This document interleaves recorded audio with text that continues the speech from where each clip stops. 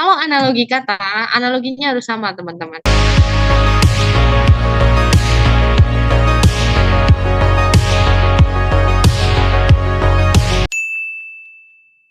Nomor 1.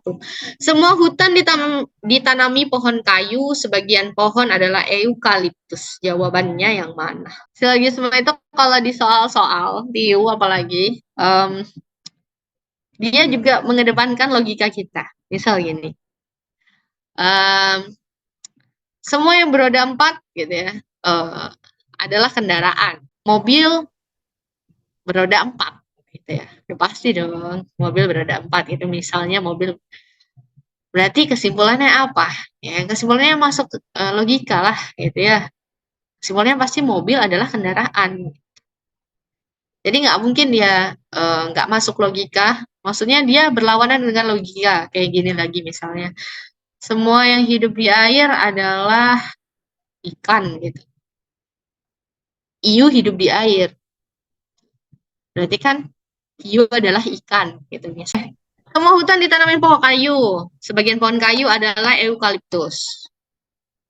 Yang A, semua hutan ditanami pohon bukan eukaliptus. Kan tadi dia bilang sebagian pohonnya adalah eukaliptus, ya. Oke, berarti bukan. Semua hutan ditanami pohon eukaliptus. Ya nggak tentu dong, sebagian aja. Kalau yang C, sebagian hutan ditanami pohon eukaliptus. Bisa jadi, ya. Yang D, sorry. Semua hutan tidak ditanami pohon eukaliptus. Ya kan dia tadi bilang sebagiannya adalah eukaliptus. Sebagian hutan ditanami pohon eukaliptus, sebagian tidak ditanami pohon. Salah, karena semua hutan ditanami pohon, ya. Jadi nggak ada yang sebagian tidak ditanami pohon. Jadi jawabannya C ya, sebagian hutan ditanami pohon eukaliptus. Semoga aman ya teman-teman. Semoga aman. Kita lanjut nomor 2. Peserta diklat yang hadir terlambat ke venue dikenai hukuman. Peserta diklat dikenai hukuman memperbaiki kesalahan yang pernah dilakukan. Nah, ini ya, peserta diklat yang terlambat, kemudian ada kesalahan yang pernah dilakukan. Oke. Terus kita yang A misalnya. Peserta diklat yang terlambat hadir ke venue tidak memperbaiki kesalahan. Memperbaiki dong, ya. Peserta diklat terlambat ke venue tetap akan hadir terlambat. Nggak ada yang tahu, ya. Peserta diklat terlambat hadir ke venue terkadang dikenai hukuman. Nggak, ya tentu bukan, karena yang terlambat dikenai hukuman. Jadi bukan terkadang, akan selalu. Peserta diklat tidak terlambat hadir ke venue, tidak perlu dihukum. Tapi kita nggak boleh jawab ini kenapa? Karena ada premis kesalahan yang dilakukan, ya. Yang E, peserta diklat yang terlambat hadir ke venue memperbaiki kesalahannya. Ya. Kenapa bukan yang D? Yang D ini cuma negasi aja. Negasi dari pernyataan yang pertama. Jadi jawabannya yang E ya. Setiap pemain bulu tangkis klub Banda dapat melakukan servis panjang dengan baik. Oke, ini mungkin aku agak tertatih-tatih ya misalnya. Setiap pemain yang bisa melakukan servis panjang dengan baik dapat melakukan drop shot akurat. Setiap pemain bulu tangkis dapat melakukan servis panjang dengan baik ya. Kalau setiap pemain yang bisa melakukan servis panjang dengan baik dapat melakukan drop shot juga dengan akurat. Coba yang A ya, beberapa pemain bulu tangkis klub Banda dapat melakukan drop shot akurat. Who knows ya. Tapi yang jelas semua yang bisa melakukan servis panjang drop shotnya akurat. Jadi harus yang melakukan servis panjang ya. Ini sebenarnya bisa jadi, tapi aku coret ya. Karena dia yang paling penting adalah setiap pemain bulu tangkis bisa melakukan drop shot akurat. Yang B, semua pemain bulu tangkis dapat melakukan servis panjang dengan baik dan drop shot akurat. Tipu ya. Tapi bisa jadi. Beberapa pemain bulu tangkis dapat melakukan servis panjang dengan baik dan drop shot akurat. bukan beberapa, setiap ya, setiap ini, semua berarti.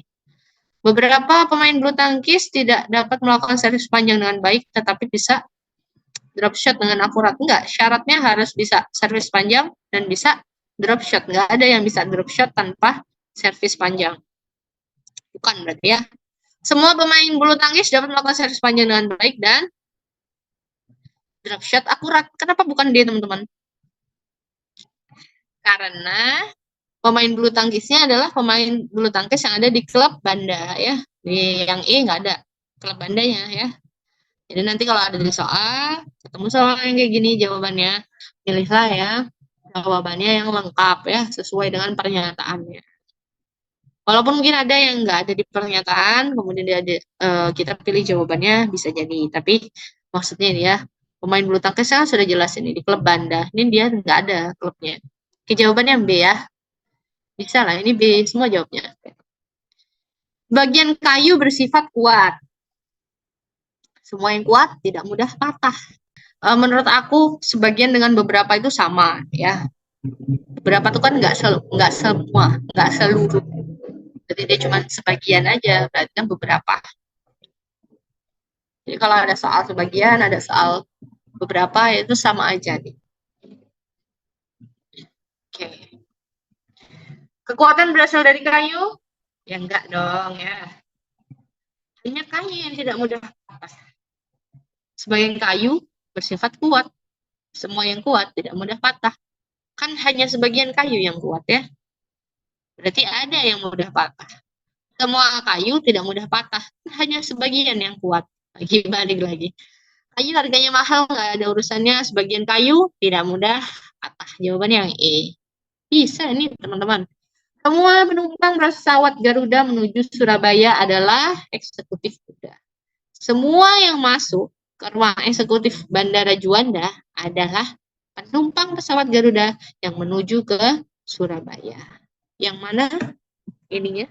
Nah, semua eksekutif muda selalu mampir ke ruang eksekutif Bandara Juanda. Ini aku udah nyalain kamera belum? Belum tentu ya. Ini karena semua penumpang pesawat adalah eksekutif muda. Hilang. Ya, kayak mampir lagi. Semua yang masuk ke ruang eksekutif Bandara Juanda adalah eksekutif muda. Bisa jadi. Sebagian eksekutif muda tidak masuk ke ruang eksekutif Bandara Juanda.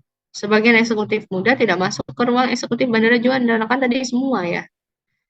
Berarti bukan. Beberapa eksekutif muda yang menuju Surabaya mampir ke ruang eksekutif Bandara Juanda. Bukan beberapa, ini kan semua.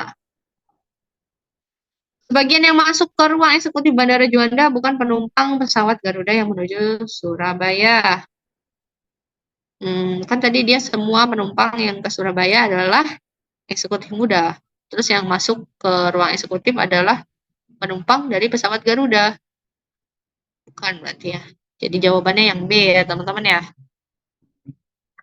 Oke, bisa ini.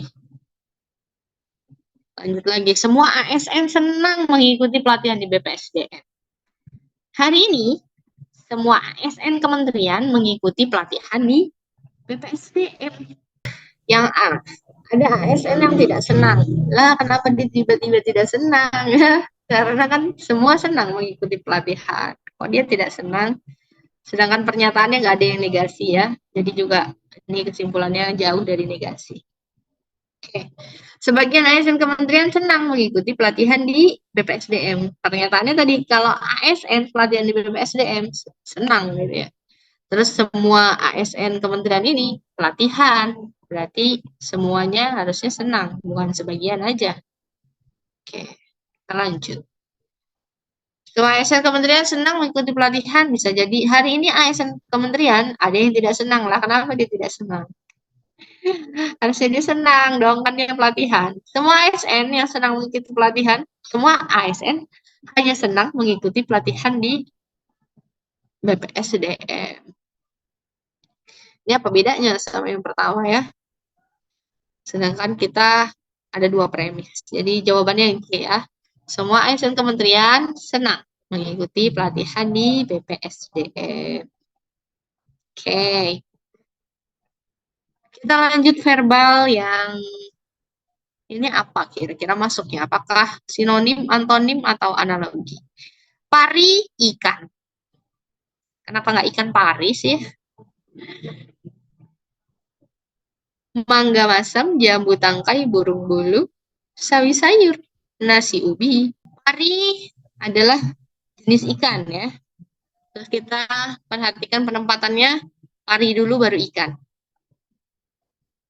Bukan ikan dulu baru pari. Berarti kalau pari adalah jenis ikan, kita harus cari benda yang benda A adalah jenis dari B gitu ya. Mangga adalah jenis dari masam, bukan. Jambu adalah jenis dari tangkai, bukan. Burung adalah jenis dari bulu, bukan. Sawi adalah jenis dari sayur. Betul ya. Nasi adalah jenis dari ubi. Nggak ada. Ini diversifikasi pangan ya, pengganti. Nasi pengganti ubi. Oke, ini jawabannya yang D ya teman-teman ya. Nah ini. Kita lanjut. Titik-titik tepung gandum sama dengan kursi. Titik dua titik-titik. Teman-teman ini FR tahun kemarin yang kayak aku bilang. Jadi mudah sekali verbalnya di bagian analogi kata ini. Tanpa kita harus memikirkan istilah-istilah yang nggak ngerti ya, yang mungkin disinonim sama antonim. Justru yang istilahnya agak susah itu di bahasa Indonesianya. Oke, ada yang menjawab C, ada yang menjawab D.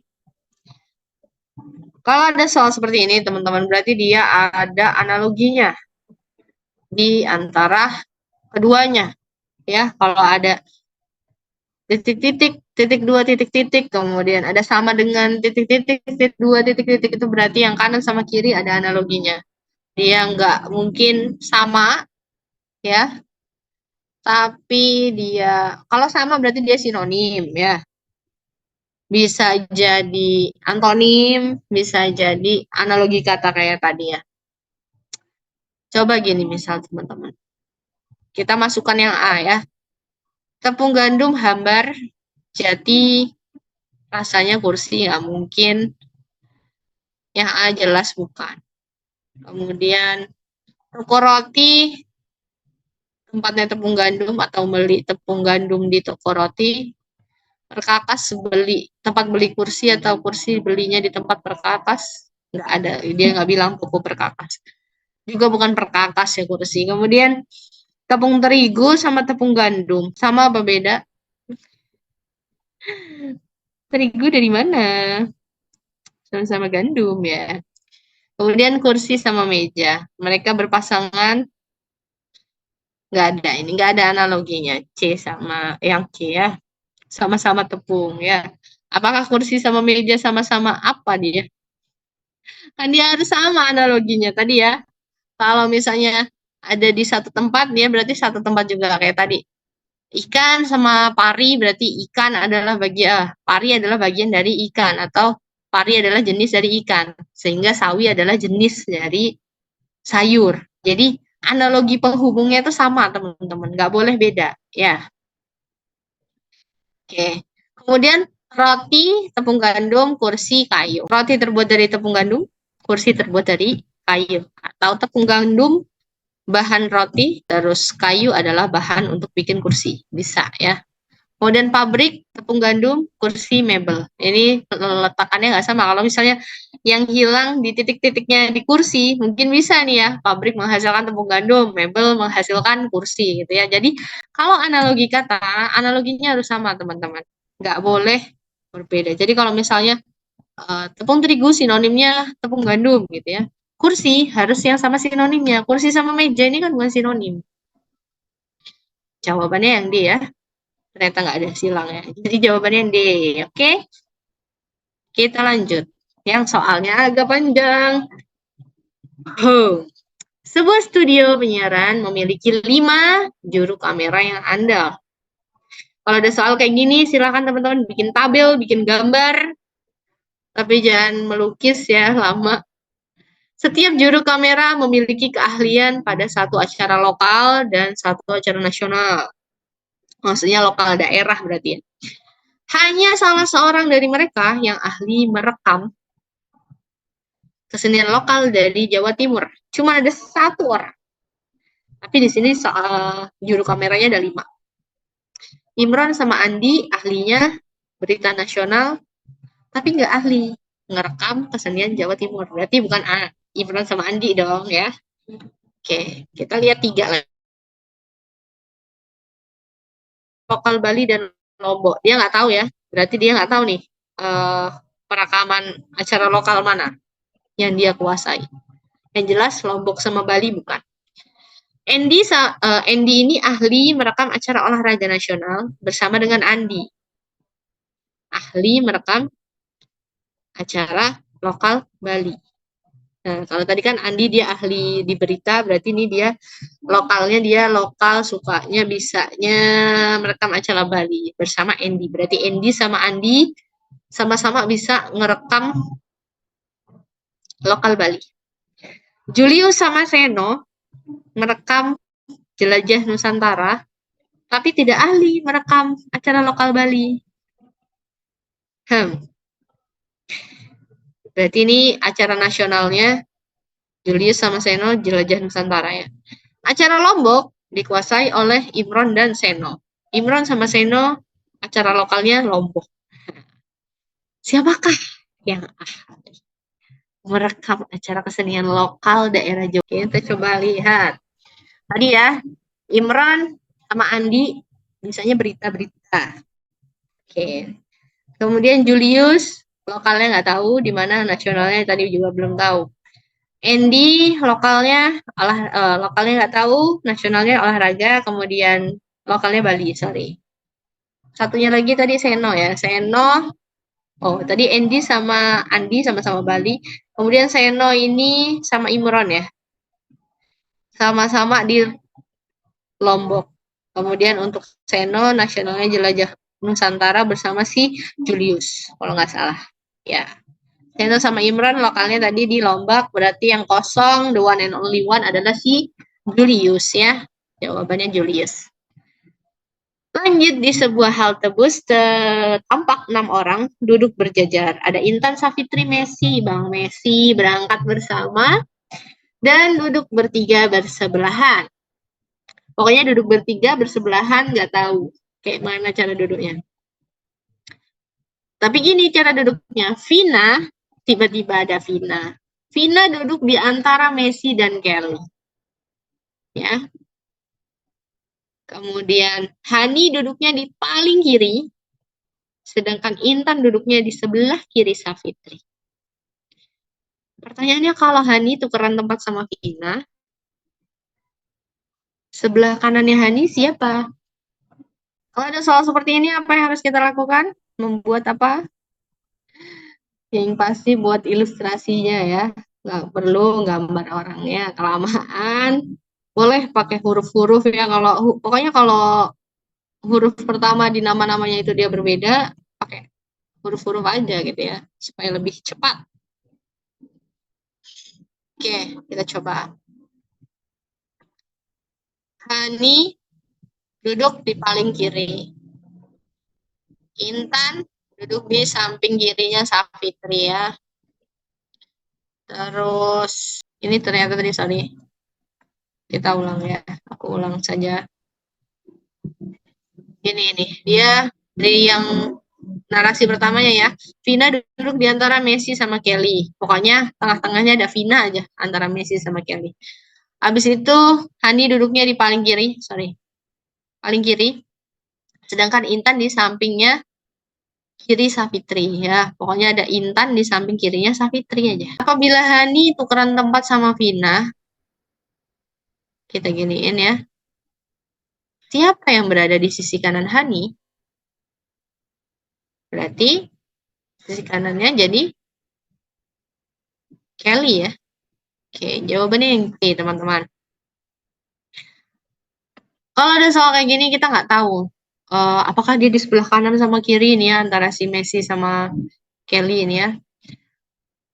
Acak aja dulu, teman-teman. Gitu. Nanti kalau kita udah ketemu, baru dilihat lagi narasi selanjutnya ya.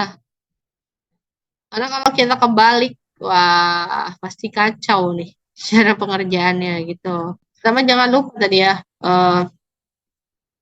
Intan Savitri sama Messi ini kan mereka datangnya pertama ya, bersama, duduk bertiga sebelahan. Gimana caranya Intan Savitri Messi ini jadi sebelahan kayak gini gitu ya. Jawabannya Kelly. Kelly, kita lanjut.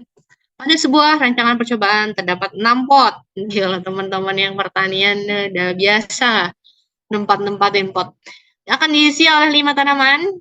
C di sebelah kiri tanaman B, A di sebelah tanaman E, sedangkan di sebelah kanan dan kiri tanaman D diisi oleh tanaman A dan tanaman B. Posisi pot yang kosong ada di mana? E di sebelah kiri B, ya. Terus ada E sebelahan sama A. Tapi nggak tahu di mana A sama E ini ya kita letakinnya. Cuman di sini ada lanjutannya. Di sebelah kanan dan kirinya D, tiba-tiba ada D aja nih. Ada tanaman A dan B. Berarti kita harus di tengah-tengahnya B dan A. Berarti A dan E ini nggak boleh di sebelahnya C. Karena D kan mau di tengah-tengahnya B sama A. Jadi gini. Ya. Oke. Ada AE, ada ada AE, kemudian ada D-nya di tengah-tengah. Udah akur ya ini. C di sebelah kiri B, A ada di sebelah E. Ya. Kemudian di kanan kirinya D ada A dan B. Oke. Pertanyaannya yang kosong ada di mana? Ada yang tahu ya? Yang jelas spotnya ada 6. Apakah mereka di sebelah kiri, terus yang kanan yang dikosongin, atau yang di sebelah kanan kirinya dikosongin? Nggak ada yang tahu. Jadi gini aku. Kemungkinannya yang kosong ya, antara di sebelahnya C atau di sebelahnya E. Yang A, 3 pot di sebelah tanaman E. Kejauhan. Ngapain mikirin yang jauh-jauh? 3 pot di sebelah tanaman A. Lebih jauh lagi. 2 pot di sebelah tanaman C. Kejauhan arah sebelahan. Di sebelah kanan tanaman E. Jelas, ada ya. Di sebelah kiri tanaman B. Enggak dong, sebelah tanaman B kan C. Karena B sama C sebelahan. Jawabannya yang D ya. Gimana? Gimana teman-teman? Kok yang B sih ini? Yang D ini jawabannya. Salah ini. Yang D ya, di sebelah kanan E. Kok aku nyilangnya yang kita ulang lagi ya. Ini di sebelah kiri B. Mau di sebelah kirinya huruf atau di sebelah kiri yang kita anggap tangan kiri kita, silahkan. Tapi kalau ada soal kayak gini, gunakan cara kita aja. Ya udah sebelah kiri dari tangan kita. B di sebelahnya C gitu ya. A di sebelah tanaman E, sedangkan kita nggak tahu A di sebelah E ini boleh nggak sih? Apakah boleh di sebelahnya C sini? Apa harus di sebelahnya B? Kita kan nggak tahu. Kita baca dulu narasi selanjutnya. Di sebelah kanan dan kirinya D, nah mungkin ada D, nanti di sini ya, itu ada tanaman B, dan ada tanaman A. Jadi harus ada D di tengah-tengah B dan A nanti. Sehingga kayak gini dia. Terus kita taruh D-nya di sini. Posisi pot yang kosong ada di mana? Ini kan terisi semua. Dari 6, terisi 5, kosongnya 1. Bisa itu di sebelahnya E, bisa itu di sebelahnya C. Kita lihat pilihan jawabannya. Di sebelah C ada nggak? Nggak ada. 3 pot di sebelah E, orang sebelahan. 3 pot di sebelah A, kejauhan. Orang sebelahan, ya. 2 pot di sebelah C, kejauhan, orang sebelahan. Di sebelah kanan tanaman E. Di sebelah kiri tanaman B, kejauhan. Karena C tadi sebelahan sama B, sesuaikan dengan narasinya. Oke, semoga teman-teman paham ya. Nanti aku perbaiki nih salah nyilangnya. Berikut merupakan data hasil pupuk di sebuah kios pertanian. Penurunan penjualan pupuk terbesar ada di tahun berapa? Dilihat dari angkanya sih, kelihatan ya. 2003 ke 2008 apakah menurun? Enggak ya. Naik ini mah justru. 2004 ke 2005 turun ya. Turun mereka. Oke. Terus di 2005 ke 2006 dari 70 ke 400 naik ya. Sehingga bukan. Terus 2006 ke 2007, dari 400 ke 50. Turun dong. Berarti ada 2. Dari 2004 ke 2005 sama 2006 ke 2007. Tinggal kita hitung. Di 2004 tadi ada 535, di 2004 ke 2005, sorry ya, berarti di 2005. Kemudian di 2006 ke 2007, di tahun 2007-nya berapa penurunannya? Ada 350 doang ya. Jadi yang paling drastis, paling tajam adalah yang B ya, 2005. Bisa ya teman-teman. Oke, lanjut soal gambar. Yang memiliki ketidaksamaan. Yang manakah impostor di antara 5 gambar ini? Kalau kita lihat gambarnya, ada 2 ya, sepertinya anomali. Antara B sama E. Coba kita lihat. Teman-teman, di gambar ini, kita lihat partikelnya. Partikelnya, kalau kita pisah, akan ada kayak gini ya. Sorry, ini kenapa nggak muncul? Oke, ini ya. Jadi ada sisi hitam dan sisi putih. Jadi per yang A ini ada 3. 3 ya. Sisi hitam putih, hitam putih, hitam putih semua. Oke. Jadi satu sisinya itu pasti ada hitam dan ada putih. Nggak boleh berarti kalau dia putih semua dan nggak boleh kalau hitam semua. Ya. Oke. Yang B ini hitam putih. Cuman dia ngadepnya aja yang beda. Ya. Terus yang C hitam putih juga. D sama. Ini apa bedanya C sama D? Sama aja deh. Makanya yang E dia hitam sama hitam. Nggak boleh dong ya. Oke. Jadi gitu teman-teman. Kalau melihat gambar kita nggak boleh cuma lihat satu sisi aja gitu ya. Ini nggak boleh nih bertemu nih putih sama putih ya. Bisa jadi si pembuat soal juga mengecoh kita. Dan yang nggak boleh adalah ya ulang. Oke, sorry. Kita ulang Kak Venika ya. Di gambar ini dia ada hitam putih. Hitam putih, hitam putih, hitam putih. Jadi ada 3. Ibarat bendera lah ini ya. Ada 3 bendera. Dia bersusun.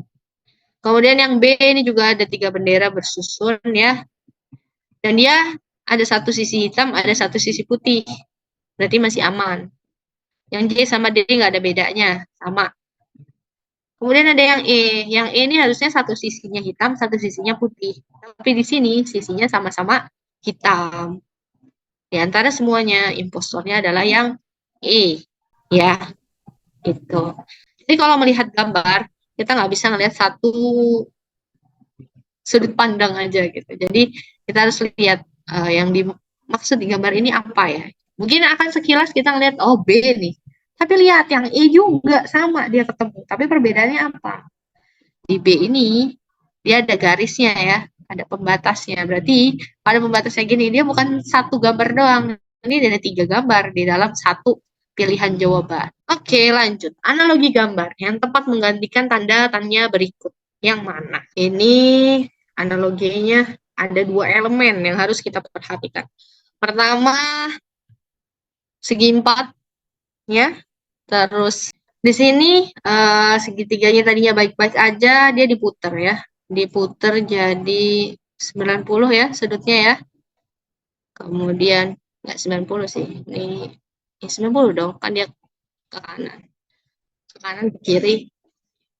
Kemudian lingkarannya. Lingkarannya tadinya 5, kemudian berubah jadi 3. Di analogi gambar selanjutnya 3 berubah jadi berapa? 5 ke 3 berkurang 2. Berarti 3 harus dikurang 2 juga. Sehingga jawabannya 1. Di sini sebenarnya tanpa kita pikirin lagi, ya udahlah 1 ini gitu ya.